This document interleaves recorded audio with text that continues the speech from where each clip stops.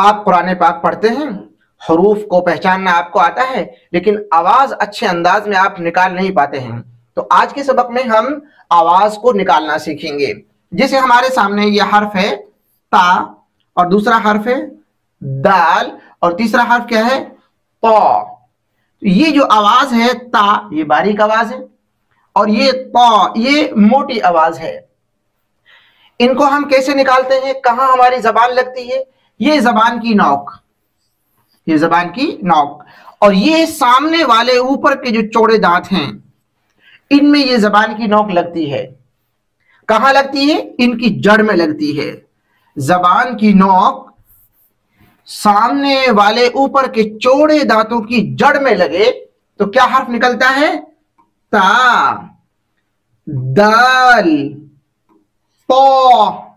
आप एक मर्तबा पढ़कर देखें। ता, जबान की नोक ये वाली नोक होती है, जबान का ये वाला हिस्सा, ये नोक है। ये कहां लगेगी?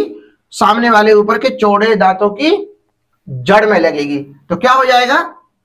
ता, दाल, ये थोड़ा सख्त है, दाल ये थोड़ा मोटा है, तो